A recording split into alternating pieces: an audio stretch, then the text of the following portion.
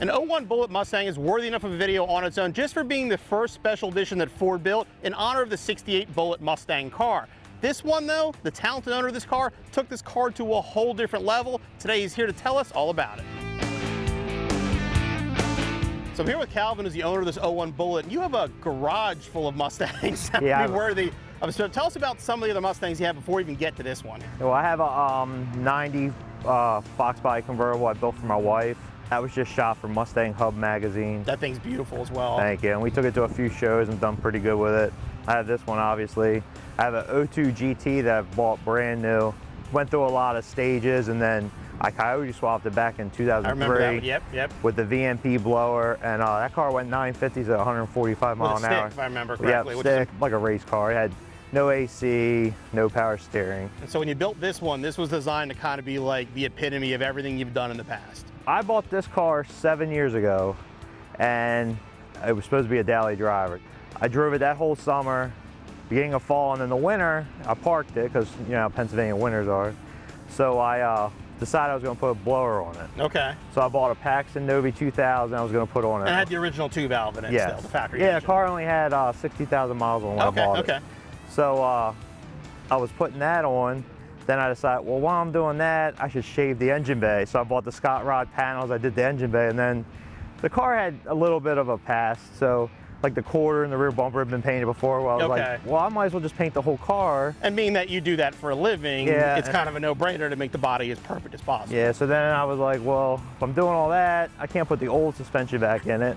So I ordered pretty much the whole Maxim Motorsport catalog. It's got the K-member, coilovers. So basically a blower install led to you redoing the entire car from front to back. So I mean, the car was fully rebuilt. And I won a bunch of shows and, you know, had a lot of fun with it.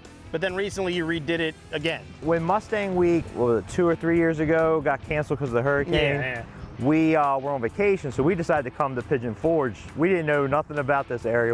We just got on the trailer and came this way. Got the car here, got it off the trailer. We're driving around one day, and the next day, valve train started messing up on it. Car wouldn't idle right. It was backfiring, just wasn't right. So got back home, tried to diagnose it, did everything to diagnose it. The valve train was screwed up. Which in reality would have probably been an easy fix. So in normal Calvin fashion though, instead of just fixing what you had, you redid it all over again. Yeah, I had this Coyote motor and blower out of my blue car sitting on an engine stand. So I was like, well, I might as well put it in that. So tell us about what is done to this car. I mean, it's got the Coyote swap, it's got a VMP on it. Obviously you have tons of custom mods front to back on this car. Well, drivetrain-wise, it's full Maxim Motorsport. It's a 2013 Ford Racing Coyote crate motor. Low miles. It's got a VMP blower on it, 1,000-pound ejectors. It's got a Tremec T56 Magnum. McLeod clutch and flywheel. Independent rear or IRS? It's an IRS with the Panhard bar and the torque arm. And then tell us about the body. I mean, obviously the paint is beautiful, which is kind of a trademark on your cars, but you got lots of nice little custom touches to it as well. So all the emblems have been shaved except for the Bullitt emblem on the trunk. The antenna hole's been shaved. It's got the Cervini's Terminator hood, and I had to put these vents in with the Coyote swell because it was getting so hot under the hood. It's got an '01 Cobra bumper, but I tried to keep all. It's got the '03 Cobra mirrors. I tried to keep all the Bullitt specific parts. You still want it to be a Bullitt, except it used to have the 18-inch Bullitt wheels on it. Well, these are a nice upgrade from that, obviously.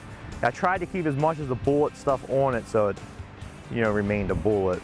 So you built what I would consider to be probably the perfect Bullitt Mustang, maybe the perfect new edge, and I'm sure our viewers are going to agree. Is there anything else you want to do to it, or is it pretty much done this time? Well, I appreciate that. I think for now it's probably done. Finally might be done? Because I got other projects I need to move on to. So what's next, actually? What are you going to build next? Well, I need to rebuild my blue car. That car is really important to me, and it kind of got gutted for this one a little bit. It became a very nice parts car. Yeah, and for some other projects, so I need to get that one going again. So that's my next project, and then I do have an '86 Coupe.